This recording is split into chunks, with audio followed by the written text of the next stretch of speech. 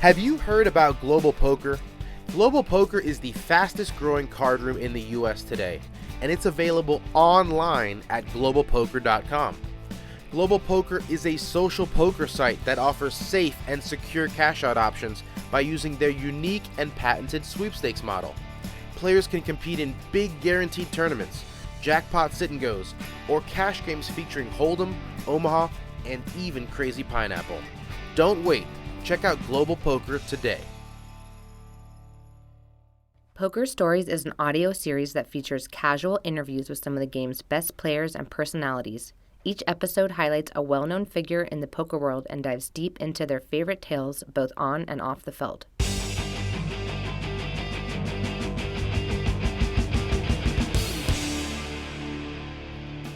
Hello and welcome back to Poker Stories, a podcast brought to you by Card Player, the Poker Authority, and hosted by me, Julio Rodriguez. This is episode number 100. I started this podcast back in December of 2016 with an episode featuring Jesse Sylvia, and somehow, someway, we've managed to keep it up ever since with a new guest every other week. To celebrate hitting 100, who better to talk to than the guy who makes it all possible, the paterfamilias of the Card Player family, Barry Shulman. Now, is it kind of awkward interviewing your boss, a guy you've known for the last 15 years? Yeah, it's a little awkward, especially when you're doing it online. But there was actually a lot about Barry I didn't know. In this interview, you'll not only hear about how he built up his businesses before poker, but also what prompted him to move to Las Vegas and buy Card Player from Lyndon Johnson. You'll also hear the stories behind Barry's 2 World Series of Poker bracelets. Anyway, that's enough intro. Here is my conversation with Barry Shulman. I am here with the man, Barry Shulman, the boss man. How you doing, boss man? I'm doing fine. Good morning. Good morning. It's a little weird that we're not face-to-face, as we've had many face-to-face conversations over the years. But, you know, we're doing what we can in this new reality. How are you holding up? I'm doing the best I can. Are you feeling... Sorry, go ahead. I said I'm like other folks. It's kind of a drag being a hermit, but actually we've been able to go around and be with ourselves even though we've traveled in our automobile. But it's not fun socially interacting. It's terrible that I don't feel comfortable going out and playing poker. It was terrible that we didn't get to play in the World Series. It's one of my favorite things that I do every year. And it's terrible that I haven't been able to take my cruises, which is just a social diversion. Yeah, you guys had to do a little bit different trip this year. Even got off a cruise when all the news started breaking. What was that like? Yeah, that was pretty tough. That was very early March. And we were in Australia, which isn't exactly close to home. And we bailed. Alan and I did a significant amount of studying day after day after day and trying to figure out what was going on. And it was clear that things were going to get worse before they got better. And nobody knew what was happening. So we got off with about 20% of the passengers. Many of them stayed on. They thought they were going to go the entire way. And 2 weeks later, they dropped them all off in Perth, Australia, which is really out in the sticks. And some of them had a very tough time getting home, like 5 or 6 or 7 days of because waiting for planes and this and that. And other ships were dropping off there too. But nobody on our ship got sick. I mean, we were fine. The problem is mingling with other people and other places not wanting us, and then having to get home from an airport, which were at that time were congested and all that. It was tough, but we made the right decision, and so here we are. Yeah, it's like you saw the future a little bit there, which is a theme we'll cover in this podcast, hopefully. We'll get back to your cruising a little bit later in the podcast, but I want to go back to the beginning. May 8th, 1946. Tell me about your birth. No, Okay, just I was born. just wondering, what was life like growing up in Seattle? Well, I didn't know any other life growing up. We lived in the center of the city, and for my first 10 years or so in a very crowded neighborhood that was unlike any neighborhoods that I know today. There were probably 25% Jewish families and 75% Catholic families, and there were so many kids. We just played out in the street, and and anytime you wanted, you go outside and play a game, get along with folks, all of that. There was no feeling of tenseness on our part, or that it was unsafe or anything like that, and pop into somebody else's house. And it was really nice. It was just the opposite of suburban living, or as I envisioned it. And then in third grade, we moved out to what they call the north end of Seattle, which now is right in the middle, it seems. And that was kind of more or less the same, a little nicer neighborhood is all. But the people were just kind of regular people, not fancy. What were your interests back then? In What did you third want to grade, do? I mean, I don't know if you, I I don't wasn't think you looking were for particularly business minded as a child, So what were your interests? I wasn't looking for a job in third grade, if that's what you're asking me. Yeah. I just went to school and played. And actually, there was a summer camp we went to every single summer that I just loved. And I went there 8 years in a row. And Happy, also known as Jeff Shulman, went there 10 years in a row after I did. In fact, I was just there this summer, so that was kind of cool.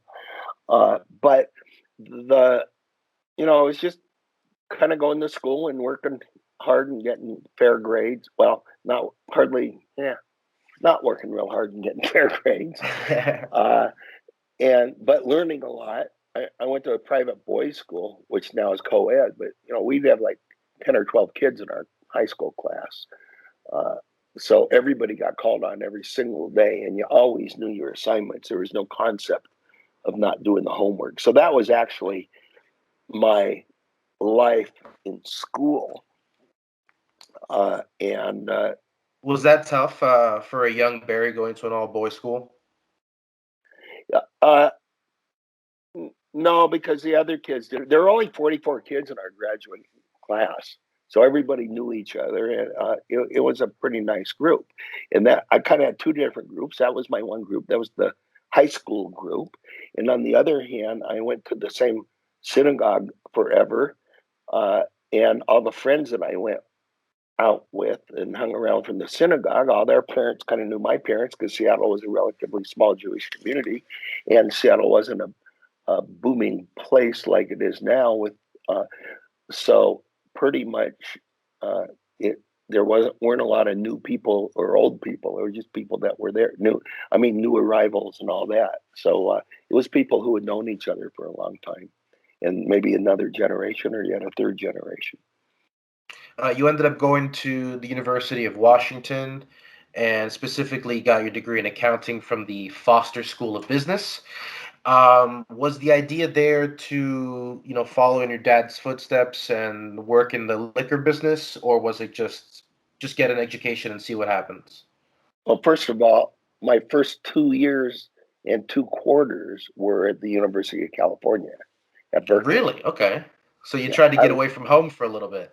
I loved Berkeley. Just loved it, loved it, loved it. And I really learned a lot. I started in 1964, and I don't know if you've heard of the free speech movement or not, but it started in Berkeley in 1964. So I was and everybody else in school was very involved in non-school subjects also, and I learned an awful lot. Came back to Washington. Actually, I didn't quite understand how the draft and military worked, but what I did know is all my contemporaries were either in college or they were in the Vietnam War, and I was thinking of joining the reserves, but I didn't want to be there 5 years in Berkeley in the reserves, so I came back to Washington, to Seattle. And so I was back at the University of Washington. And I always planned on taking accounting courses. It happens at Berkeley, it's so liberal artsy, even though I was an accounting major, the first 2.5 years, I only took a basic accounting course and took all liberal arts courses. And as far as the business is concerned, I never had the opportunity, if that's the right word, to even consider what I would do when I grew up, as it were, because it was just a given that I would be in my father's business, which I did. So what exactly did your father do? He was a wholesale liquor distributor, liquor, wine, and beer in Alaska. So we lived in Seattle, but our customers were all up in Alaska, which was quite interesting. Oh, gotcha. Kind of like how the fishermen all live in Seattle that work in Alaska. Let's Kind of. see here. All right, so There's many let's. business without spending too much time. There's a whole bunch of businesses that are in Alaska, especially back in the day, that were headquartered in Seattle because the population of Anchorage and Fairbanks could be reached by shipping from Seattle. And so even if you had a warehouse up in Alaska, you might have to ship back to Seattle and back up to there. So a lot of places headquartered in Seattle. I want to keep talking about business for a second, but first, let's talk about you picking up poker while you were in college, right? Correct. See, that gets back to Berkeley because California had legalized poker. And I used to go and play at a place called the Oaks Club in Emeryville, which is probably 20 minutes away from where I lived at most. And I loved it, but I didn't have any money. So they would have maybe 20 lowball games. Remember, they didn't have Hold'em back then. That's right. It wasn't legal. No, so they'd have like 20 lowball games, except the cheapest game was what they called $3 limit. You know how everything now is like 3 and 6 or 4 and 8. It was the same bet all the time. It'd be 3 and 3 or 6 and 6, but it was like a $60 buy-in, and I didn't have $60. So they did have one game that was 5-card draw, jacks or better high, and you could buy it for $20, and it was a $1 blind on the dealer button, and it was tight. And sometimes you'd have to wait an hour or two to get into the game. And Saturdays there'd be a $2 blind, and then I think the buy-in might have been $40 on Saturday. I don't know, but that's what I played. And did you find that you had a knack for it right away, or was it just more about the socializing at first? I did not have a knack for it. I had a knack for numbers, and I loved it. And the socializing was kind of a bunch of old timers, and it was no big deal other than I just loved it. Just loved it. And it gave me something to do.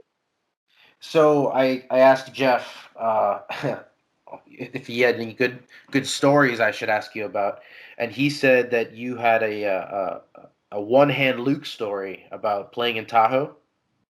Okay, well, I was talking about playing in college, and then after college, I used to go to Reno and Tahoe, particularly Tahoe. They had great Hold'em. Now we're at a point where in the beginning I would sit out on the rail and look at the Hold'em game. The guys would buy it for $100 with all those red chips, and it was just seemed like $1 million. I was really able to get into that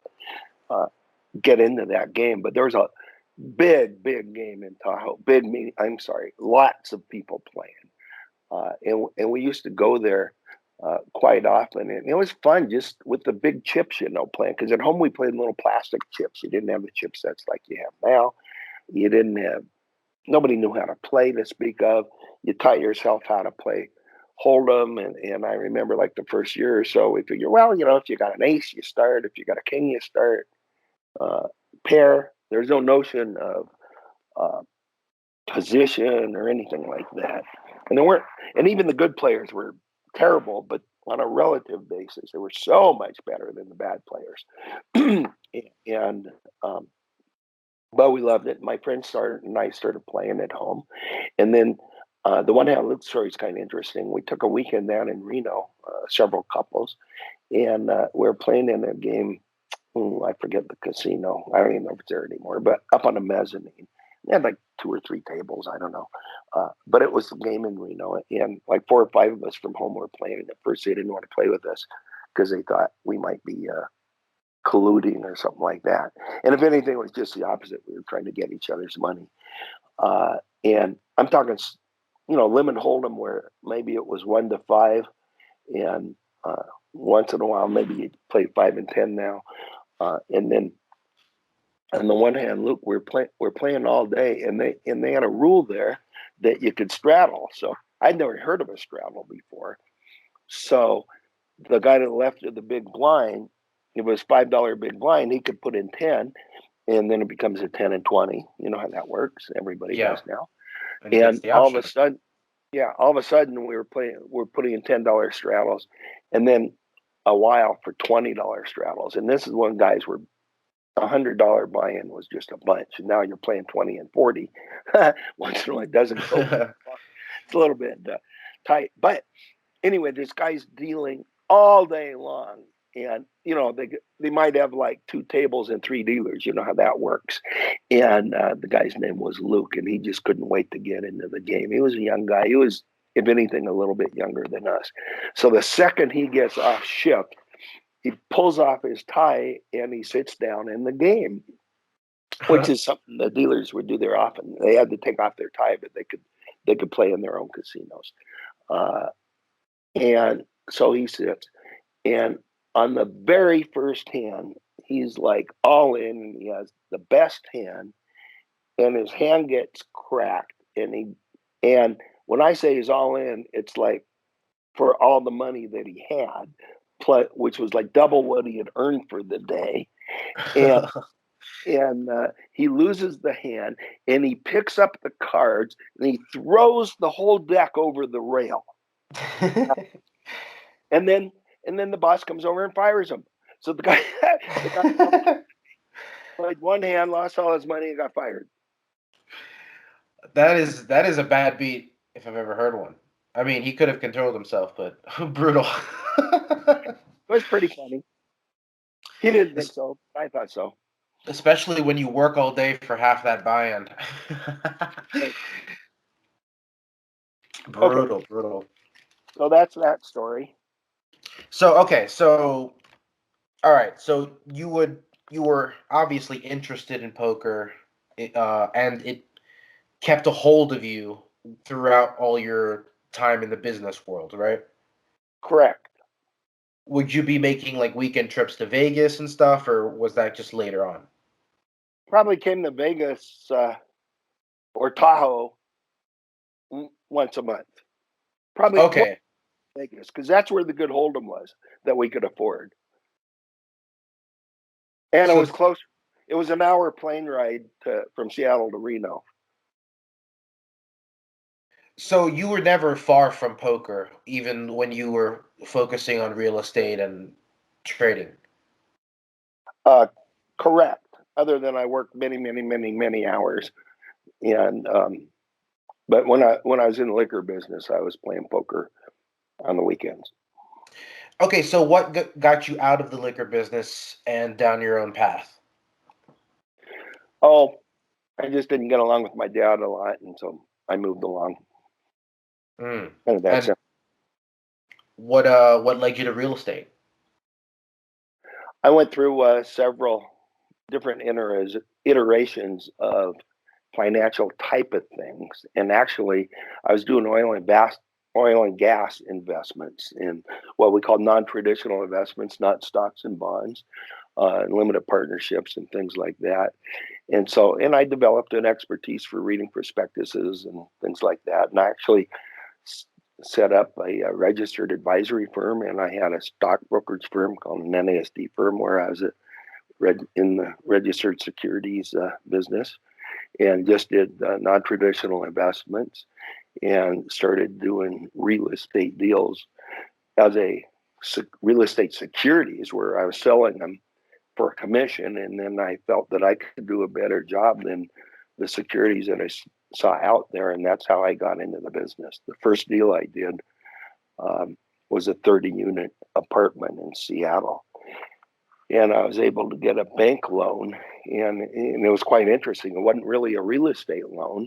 It was a loan based on my ability to raise money, because I was going to pay the bank back when I got some money from investors, and that's how I got started. Okay, so it's a loan essentially based on your ability to get another loan. No, it was my loan based on my ability to raise equity. Okay. So what were you looking for when you made these real estate deals? What was did you have like a Oh, niche or was it all over the place? I was looking for a reasonable rate of return, Julio, where I still have the same philosophy. Well, I was in multifamily, which means apartments, and I was looking to find buildings where I could get a reasonable rate of return without having to raise the rents. I never liked the concept of the story where, hey, this is a great deal, come in, you can raise the rents and it'll be worth a bunch in the future. So I tended to just spend more time and find deals that I could get in at a good price and run them professionally and then raise the rents, hopefully. uh So Out that of was all my your apartment business. right, so what was next after that? Well, then what happened, interestingly enough, the Seattle market was booming, the Seattle real estate market. Rents and housing was going up 2 to 3% a month for a period of several months. Now I'm still back, 40 years ago anyway, 1980. So we've skipped forward a little bit, and the housing market's shooting up. So I was thinking, and we didn't have any condos. We had two kinds of condos. We had a handful of $1 million condos, which today would be like 8 or 9 or 10 million, that were on the waterfront, which maybe 4 or 5 people in a condo. 4 or 5 condos in a building. And then we had these low income things from the 50s that were just terrible, and huge vacancies, and nobody wanted to own them. So I was thinking, gee, nobody can afford a house anymore. And when I say afford, I'm talking about $100,000 house, because all of a sudden they were 110,000 and people didn't have the down payment. So I said, why don't we convert some of these apartments to condos? I was actually by then a developer and building an apartment. So we took the apartment, sold it as condo, and then one at a time, I took the apartment buildings that we owned, and I converted them to condos and sold them off, and ended up with nothing except for some cash. And I came down to Vegas. All right, yeah, so let's fast forward to Vegas. You retire essentially, right? I mean, Correct. I as retired. much as you can stand to be retired. I came down to Vegas in the early '90s to retire. I was going to play golf, and I was going to play poker, and I was going to enjoy my life. And what went wrong with the golf? Uh, Well, I really worked hard at it. I'm pretty uncoordinated, and I spent hours, and I got really good and knew what I was doing. Except I'm still uncoordinated, and I reached a point where I was consistently uh, a bogey golfer at a decent, good golf courses and stuff. But I just never could break 80. Just couldn't get into the 70s at all, and I worked too hard for it. And I like to be the best at what I do, so I kind of stopped playing golf about the same time I got involved in card player, and I started spending more time in poker. Yeah, you So traded one that's what hobby for happened with the another. golf. Yeah. Oh, and another thing that happened was I'm probably not meant to be a retired guy, so it just didn't work. I mean, I had to have something to do, and so I was playing golf and playing poker, and that's where my mind was. I wasn't doing any business deals, and I like doing business. So you're okay, so it's the 90s, you're playing poker. What games are you playing in at that time? What does poker even look like at that time? Well, it's probably later in the '90s, at least mid '90s. I've always loved tournaments. Yeah, although there weren't too many around. And when the Mirage started, I used to play a lot of 10-20 Omaha with a 15-30 kill. And I actually had business cards that said Barry Shulman, and I had the Mirage phone number that was right there because we didn't have the cell phones. You used to call the poker room, and they'd say Julio Rodriguez telephone, and you pick it up. So I'd make it a point to get there, and I helped start the game, and I'd sit next to the phone. That's where I did my work. All right. Oh, okay. So you were basically multitasking at the table. Always. So, okay. I'm not saying I recommend that from a good strategy standpoint. I'm just admitting it. No, there's plenty of poker players that do the same thing today, Okay. even in the high roller buy-ins. Um, okay, so what was the opportunity to buy Card Player like? I spoke to Linda on this podcast, and she was able to kind of give me the history of Card Player from when she bought it from the fields. Um, and I know you came in and were like just blindly, were like made an offer for it. They had no interest in selling it at that point, right? All of that is true. I mean, the Fields had this little rag pretty much, but it was a rag that I liked to read because I read everything I could find on poker. And Linda and her partners, they came in and they took it and they really upgraded it and increased the viability of that business. And it was at the time when poker went from, well, it's the time when Indian reservations came on and started having poker rooms, and that dramatically increased their revenue. That's right, because Dramatically. before that you were basically limited to Atlantic City, Vegas, Yeah, there and was like nothing. California. Yeah, there's like, so they did a fine job and we took it to the next whatever. But it wasn't per se. Yeah, yes, what was the opportunity? I just muscled my way in there. I don't So- I don't say that with any well, I don't know what Linda said, but it wasn't for sale. I loved poker. I wanted to get back in the business. It was clear to me that poker was going to boom, crystal clear. And I went and said, "Is there any? Are you looking to borrow money? You're looking for investors? You're looking for this? You're looking for that?" They said no. I had somebody introduce me to them, and I went and made them an offer anyway. And it took, I think, from November to March to put the deal together. It was quite a good deal that we put together.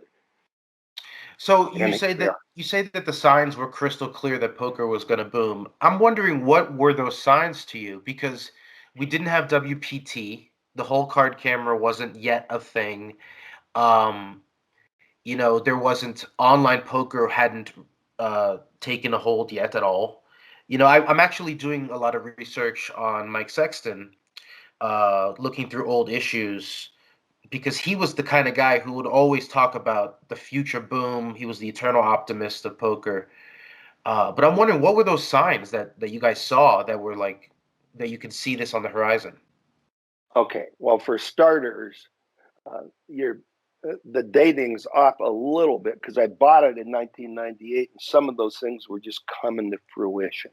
But the first thing I saw was I was down here in Vegas, and I was playing in the Mirage, for example, which was a beautiful facility, and the entire hotel, and the poker room was lovely, and there were women playing, and it wasn't seedy. And in the old days of Tahoe and Rito, the players, they were just so nasty, and everybody was the degenerate, and they say, "Oh, you got me," and then you put your hand down on, and they ridicule you and all that. Those those things changed, and it became a very nice environment to play. And the pros, as a group, got way, way, way smarter and started welcoming the amateurs instead of driving them away like fools. We can talk about that some other time. So that was one thing. The environment was better to play with, and more women were, and therefore more women were playing. It wasn't just a seedy bunch of guys playing. So that was one thing. Another thing that happened was the internet was brand new, and something was going to happen on the internet, and I was always excited about that. And when I say brand new, I mean like the first card player when I bought it had a website. But all that website was, and most corporations' websites were not revenue producing. It was just a page that it's almost like an advertisement. Hi, we're a card player. Buy our magazine. Wasn't revenue producing. And so I thought the internet would get there. Now, the two big deals were tournament poker.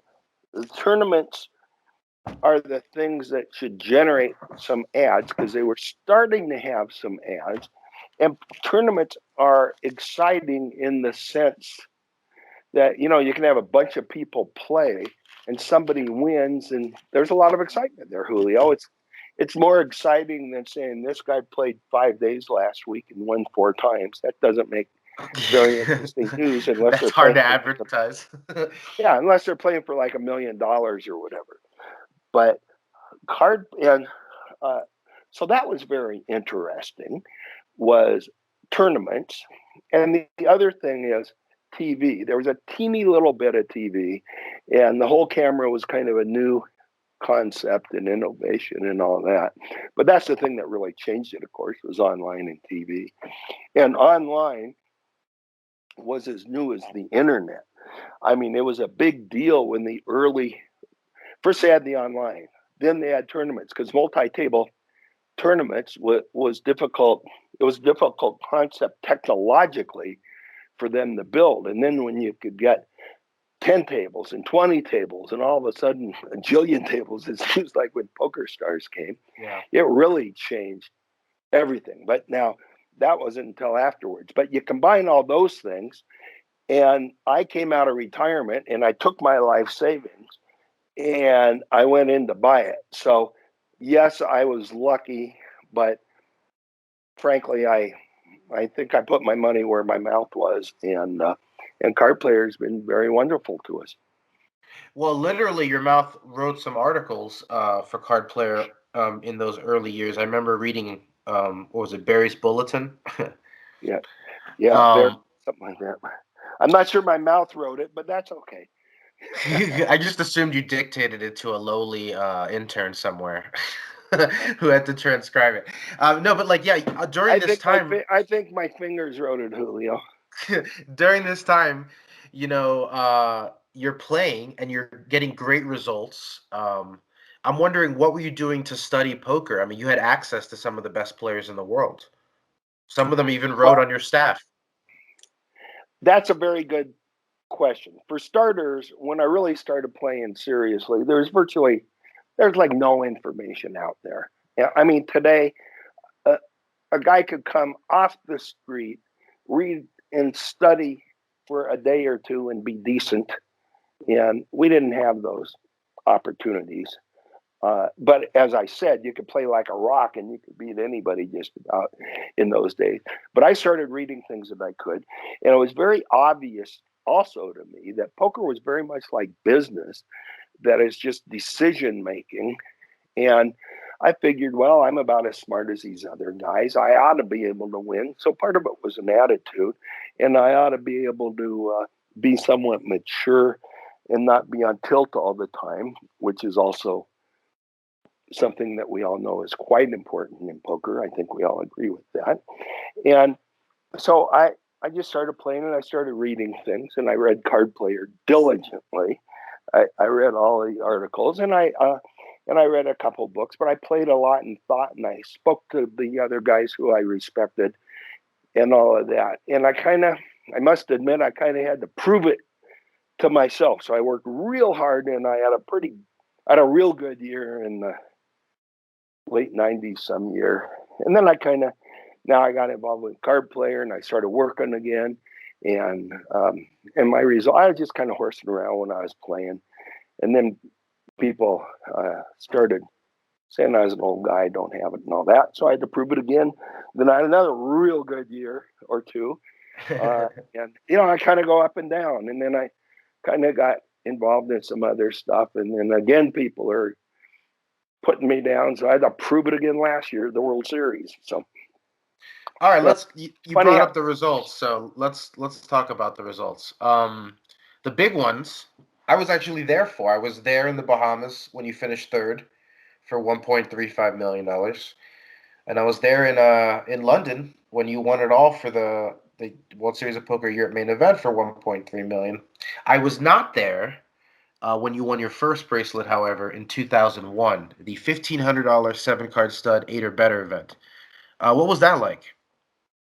Well, that was very interesting because I had zero experience in 7 stud 8 or better. And I'm not a particularly great stud player. And I had zero experience in stud. But remember, I told you that I played Omaha. And I was convinced then, as I am now, that the skills of the 8 or better high-low play are far more important than the unique skills of the stud play. And so I enjoyed it, and I didn't feel like I was out of my element, even though it was a game that I don't normally play. So, and that's true. And I just played and ultimately won. Dan Heimiller came in second. Yeah, and Vince Bergio, who was on your staff as a writer, finished third, which is interesting. That must have been I didn't weird. realize that. And Vince used to play a lot of Omaha also, by the way. Yeah, so what was that like winning the first bracelet? I mean, did you just think, ho hum, I'll get a bunch of these, or was it like a bucket list thing for you, a goal? It was pretty exciting. I mean, there's different milestones. I mean, believe it or not, the first time I ever did a $5,000 tournament was on my birthday many years ago at the World Series. And that was kind of a milestone. I said, wow, I'm paying $5,000 for a tournament. What's going on here? But winning a bracelet used to be, well, it still is very special, but it was so special back then. So winning that, it got me thinking that I could play with anybody in any environment. And that's just the way that it was. And I always loved the World Series. It was always special. And so were those other tournaments, but it was extra special. And there's a particular, you mentioned that first one that you mentioned was after the World Series. The London deal was first. And then the PokerStars, or PCA was called, right?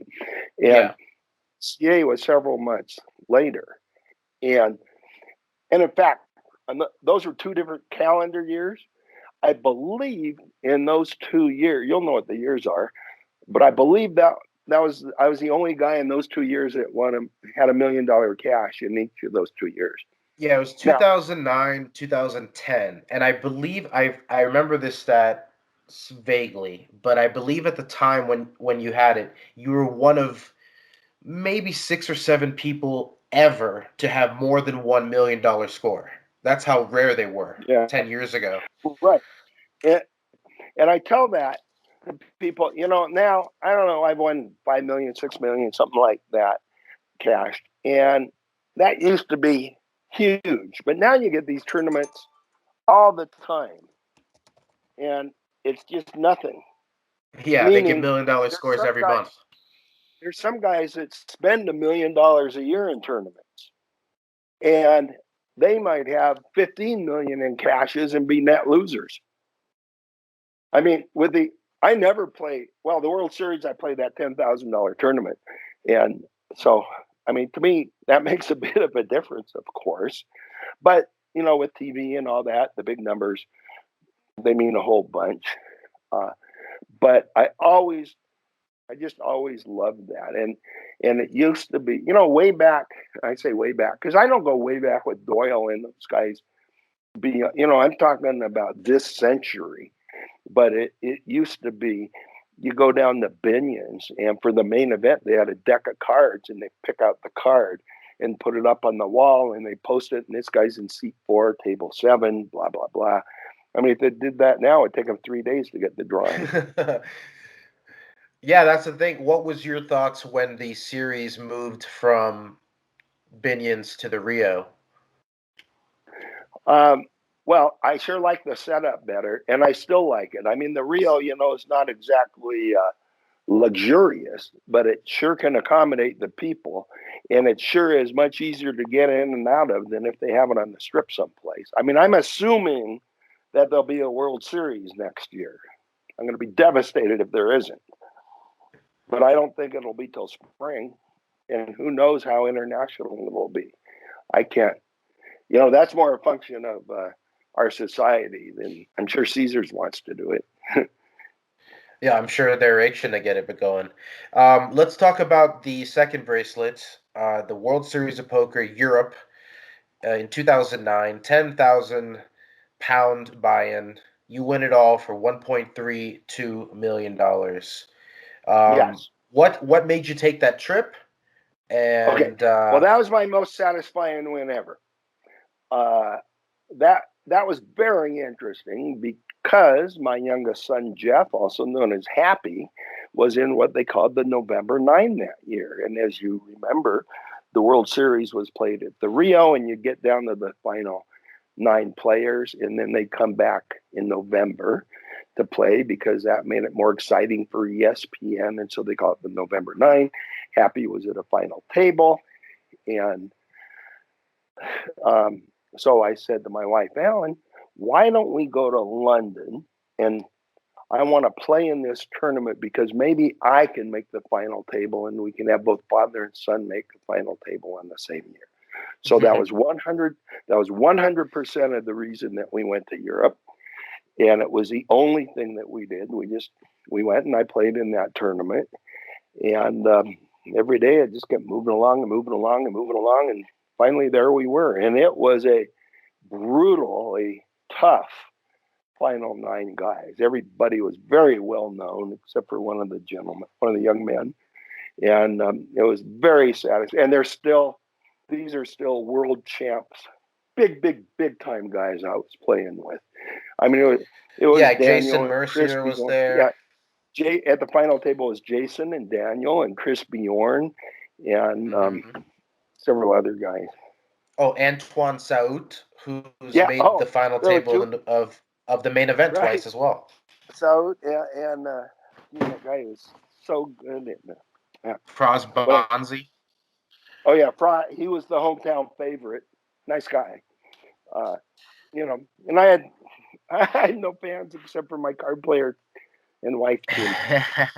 So I want to talk about that because it was a really, really cool final table setting because they had like the rafters that surrounded the final table, and it was packed in there. I mean, it would be a COVID-19 nightmare today, but back then everybody was right on top of each other. I had not been covering the World Series Europe that year because we didn't have the contract, but I was coming in that next week for the EPT event in London. So the night I arrived was actually the night of your final table. Yeah. And I showed up to this crowded room, and you had won a pot, and I could only hear Alan cheering. Right.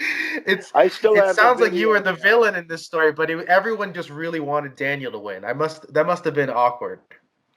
Yes, and before that, it was Praz, and once Praz won, it was flipped between Praz and Daniel got everybody. And then, yeah. So yeah, then there's that infamous hand where it looks like Daniel has sucked out and he's going to win it all. Well, that was oh boy, was that seen a lot because it was a major event and it was a major suck out, and there was somebody who bootlegged it on the internet. I have a whole film of that final table, which is kind of fun. But I mean, I got in with the best of it. I had aces and he had queen jack, and it came a jack, if I recall. And we got all in. He got it. He called all in with the jack high flop. Turn trips. And then it unfortunately came another jack on the flop, and now I'm down to 2 aces and an ace came. I mean, it was a suck and a resuck, and it was amazing. And I'll tell you what, he was a gentleman, and I thought I was a gentleman. Neither one of us started kicking anybody or anything like that when we got sucked out on. It was a $500,000 real money pot of extra, depending who won type of thing. But I still laugh. I rewatched a clip of it this morning, and I still laugh at the devastation through the crowd. Except the only person you hear just celebrating is Alan, just basically doing backflips on the sideline. It was great. She liked it. Are you going to talk about the next event? So for a minute? Yeah, we get to the Bahamas, and all of a sudden it's time for another $1 million score. Okay, let's talk about that only because it's a totally different kind of event. And I was particularly proud of that one for a different reason. I was proud of the World Series because of being with Happy and playing against these top guys in the world over and over and over again and doing things right. And of course, not getting unlucky. Way different than in the Bahamas. In the Bahamas, you're playing against many, many, many people, and many of them are just rank amateurs and not particularly good, but they're crazy and they can take you down. So you have to play a totally different type of style.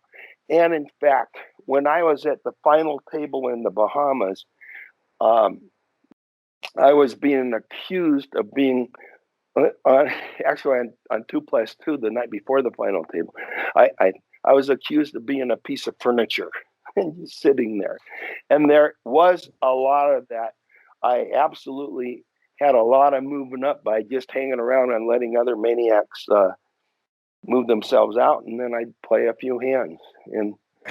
That's funny because that tournament I was subjected to a cursing tirade by one of the younger online pros who remain nameless, who was at your final table, who was very frustrated at the way you were playing back at him.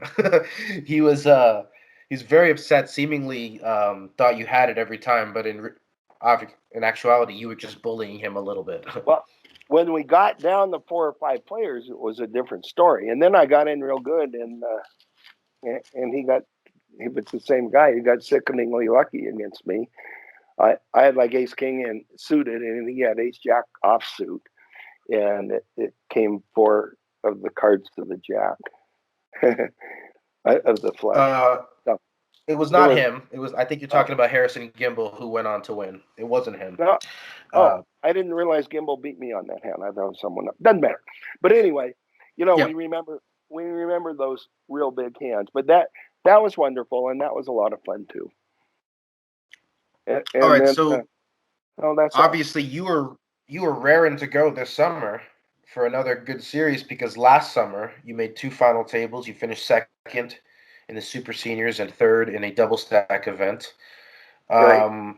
How does poker feel these days? I mean, you are 74 years old. I mean, does it still feel sharp? Does everything still feel good after a long day of poker? A long day of poker is tough. And in fact, I haven't played anything in person. I've played a few tournaments this summer, and I play late in the tournament. I start out real late, so it's not too many hours and stuff. And it hurts when you're 74 to have to take a whole year off when you still need to win another bracelet. I don't know why. In one of those 2 tournaments that you talked about, I forget if it's one that I came in second or third. My wife came in about 30th, and we were hoping to both be at the same final table in some tournament at the World Series, but she had aces and got knocked out, and that's just the way it goes. I think I do remember that. So yeah, let's talk about the family affair. Obviously, Jeff has made the final table of the WSOP main event twice, which is, astonishing. And Alan has a bracelet of her own. She won the seniors event at the World Series of Poker. She also won a Card Player Poker Tour event at the Venetian. So I'm wondering, where do the nerves come in? When you're watching or when you're playing? Well, let me talk about that. First of all, Jeff, he got just sickeningly unlucky twice. He got all in with the best pair at the final table and lost the sets that were flopped. But that happened. First time was against Chris Ferguson. Yeah. I think it was 7s versus 6s, or 8s versus 7s. And then the second time was Joe Cotta. I think Jacks versus 2s. 3s, I think, but whatever. Yeah. It's more kind of nerve-wracking. Well, I think everybody agrees it's more nerve-wracking watching the other person, because aside from anything else, you don't know what the cards are. And you're sitting there and they're playing one hand out of 8 or something like that, and who knows what's going on. It's very frustrating. But you got to be there, but it's very frustrating. And it was great watching Alan win that seniors event. That was the biggest single day event in history at that time. It's 4,000 some people who started that day at the Rio. That's just incredible. I mean, you got to be good, lucky, not unlucky, all of that kind of stuff over time. And then that one that she won at Venetian, that was with a different kind of group too. I mean, they're at the final table. They were strong as can be, and she was in fifth when there were 5 people. She was in 5th place and had 10% of the chips. And when you win the tournaments, something good has to happen at the end. You get in with the best and it stands up, or you get in with the worst and it stands up. But something stands up. What's your proudest moment as a father or as a husband? You mean as a poker teacher, or what are you? Well, I mean, you kind of did, Well, I like to point think that I Jeff helped. down the poker path, right? I like to think that I was helped make both of them champions. And there's not too many families that have 3 people who've cashed for over $1 million. And he's done a lot on his own and all that. But I got him started nice and early when he was about, I don't know, 3 or 4. So, but you were talking about nerves of steel. I think that's important. You got to be willing to die in the tournament if you're going to win, but you don't have to be nuts in order to do it. But you got to be willing to take a risk, because you got to keep accumulating those blinds, right? Yeah, you've always been an aggressive tournament player, right? Has that changed at Well, all? I've always been known to be one. I've always kind of turned it on and off during. I've always tried to be able not to be as transparent as some people think that I am. In the early years, everybody thought I was just a maniac, and probably because I was. And in the last few years, especially people who don't know me, think because I'm older, I'm probably just a tight guy. But there's only so long you can get along with that when they don't know who you are, because they can watch you play. Yeah. And sometimes you can't help it. You pick up 3 hands in a row, and it looks like you're running over the table, and you kind of wish you got a call because you had 3 big hands. And now on the 4th hand, you almost don't want to get a pair of jacks. Everybody will put you all in and bust you or something. We have some rapid fire questions to close it out if you're ready. Okay, ready. What was it like corresponding with Andy Beal when he was playing the corporation in the big game in Bellagio? I thought the game was kind of interesting. I thought at first he was a little out of his league, and then he kind of got better, and I wanted to really produce it, and then he thought I was just in it for financial reasons, which I wasn't, and so that was kind of the end of the dialogue. Oh, okay. So I remember he was using Card Player to kind of communicate almost, or send a message. You've been all over the world. You spend 6 months a year cruising, and obviously have seen a lot. Is there anything you still have on your bucket list?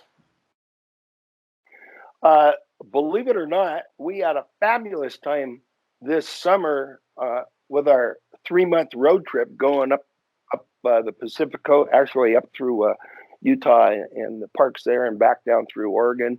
And there's a lot of the United States that we haven't seen yet, and I want to do some more of that. What about a top 3 for places you have been? I'm kind of a big city guy, so I mean, I love Hong Kong and Sydney and Bangkok and Singapore and New York. And then I kind of like safaris. I don't love them as much as some other people. I'd like to get down to Antarctica. I haven't done that. I've gotten real close. I've gone all the way around South America. Cruising the Amazon was absolutely amazing. The Galapagos Islands are amazing. And I'm learning to love things besides just big urban cities. So you're the cruising expert. If somebody were to be planning their first cruise, where would you say they should go? Oh, Julio. It kind of depends. It kind of depends on what their wants are. I mean, and it's a budget item too. But just like if the first thing you're doing is going to Europe, cruise or no cruise, I would say London, Paris, and Rome, because they're the main things before you go elsewhere.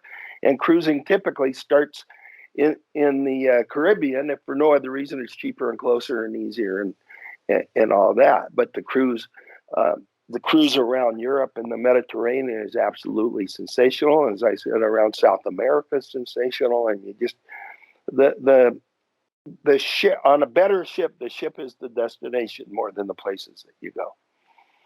Mm.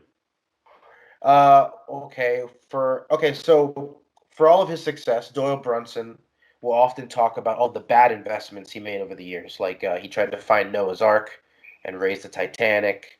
I think he lost a bunch of money on like racehorses and like Christian TV stations and stuff like that.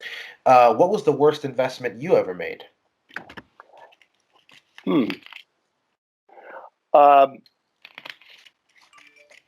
Well, I don't know. That's a good question. You didn't have anything as crazy as Doyle did, I guess. No, I mean, no. Well, I used to really beat myself up for the investments that opportunities I had that I didn't take. For example, probably the very, very best example I could give you is I could have been one of the very beginning investors of Costco before it was a public company. And I chose would have been good. not to. There's a couple online poker rooms that I could have made investments with, and I chose not to. I was concerned about the legalities, and in retrospect, I probably would have made some serious money. But I get, we had that Spade Club. That didn't turn out very good. That was a pretty significant investment, and that didn't work for an unforeseen reason. And there are unforeseen things in life. And Spade, I remember my worst investment. And Spade Club, it didn't work because Visa and MasterCard and American Express and PayPal would not accept payments because it had to do with poker, even though it was totally illegal. Yeah. So that was bad. But my biggest investment that I lost money on was very simple.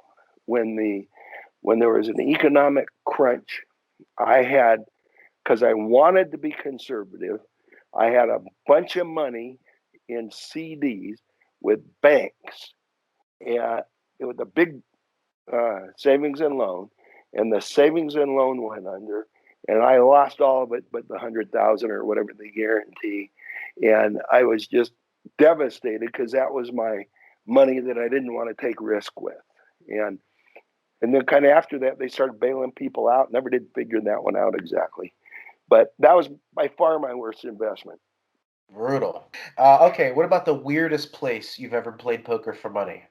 Well, this kind of combines with the traveling. We were in Cambodia once on a cruise, and a guy named Mike Ross, who you might know, he used to come around Bellagio and tournaments and stuff. Mike Ross met and married a girl there, and he was involved in the poker room in the local casino, and they put on a tournament for us and made me a bounty, and a lot of the guys, and Alan, and a lot of guys from the ship came, and we just had a wonderful afternoon. So right in the middle of Cambodia. Yeah, Cambodia of all places. Where do you keep your bracelet? Oh, sorry. I said, of course I lost. That's all. Yeah, the locals got you. Bracelet? I keep my bracelet at home. My wife's yelling and correcting me. Bracelets. I keep my bracelets at home, and they only come out. I wear them, and I wear them during the World Series. That's kind of an interesting story. Only that some people would say, "Oh, that's kind of gauche and showing off and this and that." And I have found that really and truly, many of the people, and the World Series is special. There's so many out of towners, and they come in and they want to take pictures with guys who have bracelets, and they want to meet you and all that. So I purposely wear the bracelet at the World Series. Yeah, I would feel like most people would get a kick out of it. I've had to carry your bracelets around before or return them to you, and even just walking around with them, the amount of attention you get is kind of crazy in those hallways. Right. Well, it's really, really special. I mean, none of us have the opportunity. Well, virtually none of us. For example, if you're a golfer, you can't just go play in the Masters with the best guys in the world. But if you're a poker player, you can come in the world and play with the best guys in the world. No problem. And they're happy to have you. And you Let's might see win. here. What was your largest non-poker wager? Ooh. We're not talking the stock market, are we? No, it have to be a gamble, a legal gamble, I should say.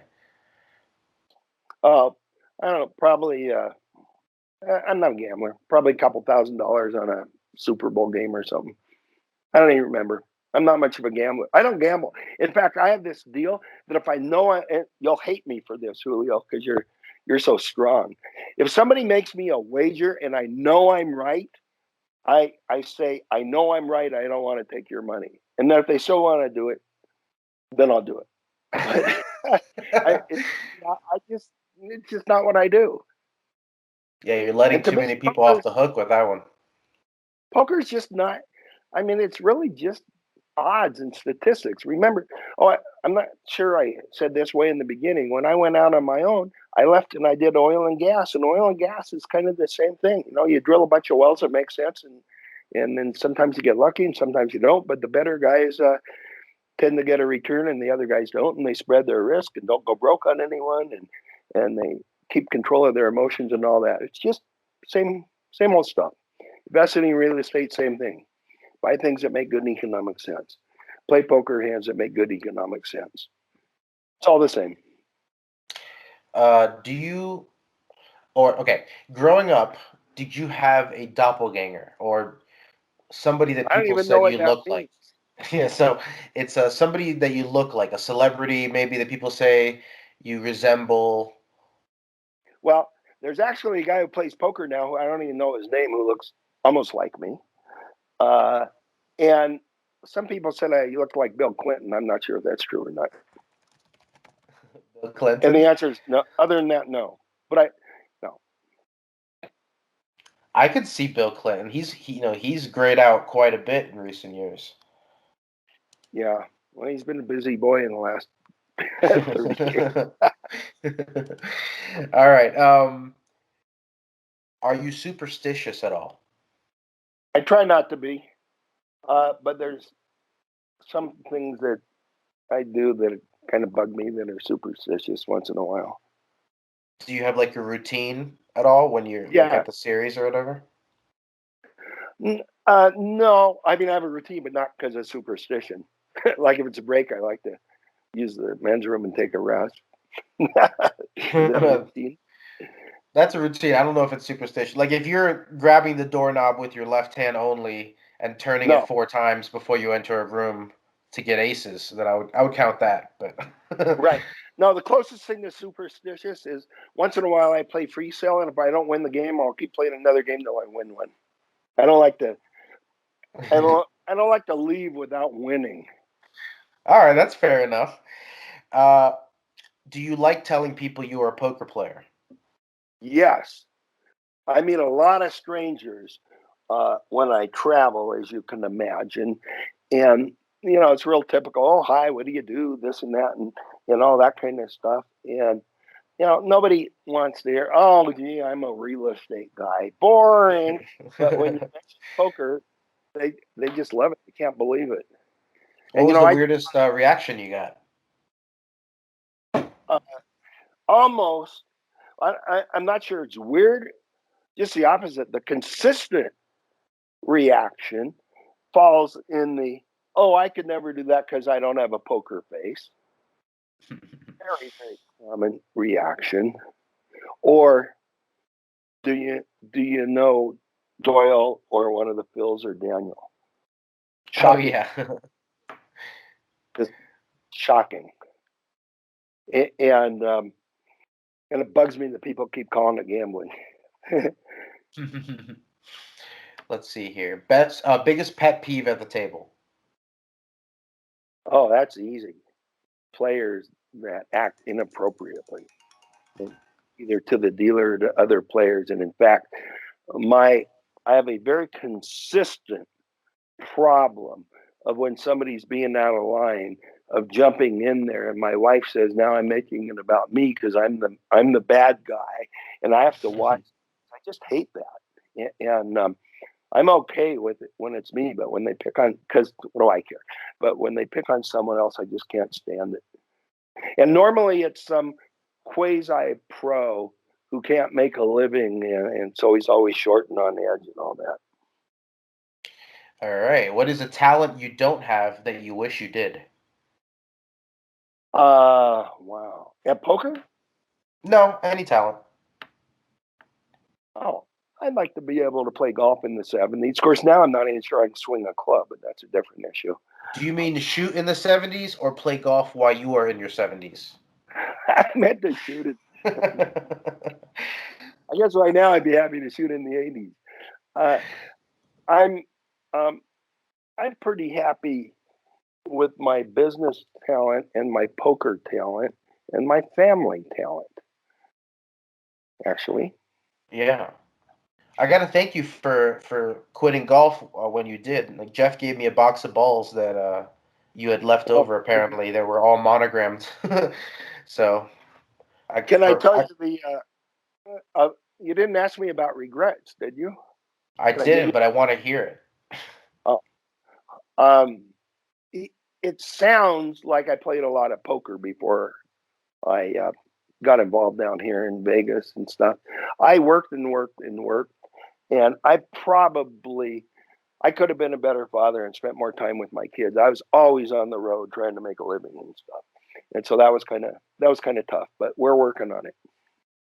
Yeah, I was talking to Bill Perkins on this podcast about what we spend our time on as human beings and how we shouldn't delay retirement for when we're old and can't do anything anymore. And he was talking about how we have to make time during the week for the little moments, the memories that pay off in future years.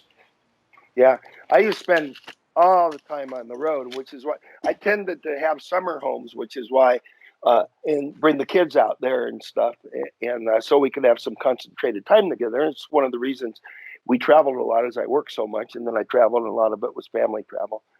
But anyway, so much for that. Do you have a favorite movie? I think The Sting. Well, that answers my next question. What's your favorite gambling movie? I think The Sting. It's a 2-for-1. Although, well, what was that one where they were playing 5-card stud? A Big Hand for a Little Lady I liked also. You know that one? I haven't seen that one, no. I suggest you do. All right. Do you have a bold prediction for poker's future? I'm not as optimistic as I should be. I think it's absolutely terrible that most of the online sites can't be played in the United States, and there's so many big jobs that are offshore because of that, and there's so many of these sites that have lots of employees that are offshore because of that, and there's many more people who would play because they think, well, maybe they're not legit, and most of them are definitely legit, but that's beside the point. And I don't see that changing soon. I mean, it's just ridiculous. We're supposed to live in a free society, and I just don't see that happening. But who knows? Do you have a go-to joke? No. I'm not very funny.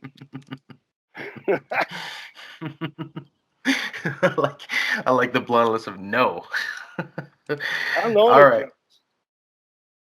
All right. I haven't heard it. The last time I told a joke, I think was in 3rd grade, and it's probably not very funny, and I don't even remember it.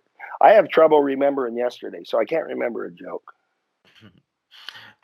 Playing a lot of poker over the years, do you have a nemesis or somebody that you can't beat, or somebody that seemingly always holds over you?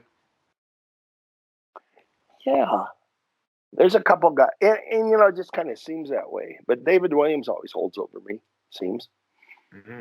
Interesting. Have to get David on this podcast one of these days. He did say yes. David, come on. It's time to do the podcast. Anyway, we end the podcast the same way every time, with a question from the random question generator. You ready? Yes. As long as it's not a joke. What's the strangest thing you've ever eaten? Cow balls. Was this on your travels or was this a local dish? Yeah, it was actually in Texas at a barbecue in one of those ranches that had like a jillion acres. Mm-hmm. And they're, I forget what they're called, but that's what they are. Cow balls. Yeah. And how were they prepared? How did they taste? They taste like chicken gizzards. A little bit bigger. You're not really selling me on They're this, Barry. barbecued. No, I'm not trying to sell you. You asked for weird, didn't you? Yeah. Well, that's weird. All right, guys. You heard it here first. Get down to Texas. Go get you some cow balls. Yeah. Okay. They're called Texas something or others. Okay. Hold on. I'm going to look it up here because we got to get the exact name now. Rocky Mountain Oysters. Yeah, Rocky Mountain. There you go. There we go. All right. So you heard it here first. Barry does not recommend the Rocky Mountain Oysters. I did Barry, not say thank you. That. I said it's the most unique item I ate. They're not bad. Do you put like a sauce on them or anything? They're kind of barbecued. I don't remember. God. All right, Barry. Thank you so much for doing the podcast for episode 100. Yeah. Wow. Okay. Good job, Julio. That's it. That is episode number 100. Thank you again to Barry for the time and the stories. If you'd like to see the highlights of Barry's travel adventures, then go check out his blog at jetsetway.com. If you liked what you heard, go ahead and make sure you are subscribed to get a new Poker Stories podcast every other week. Also, if you'd like a free digital subscription to Card Player Magazine, then all you have to do is scroll down to the bottom of your podcast app to give us a 5-star rating and leave a review. Just make sure you let us know you did so with an email to pokerstories@cardplayer.com. Thanks for listening.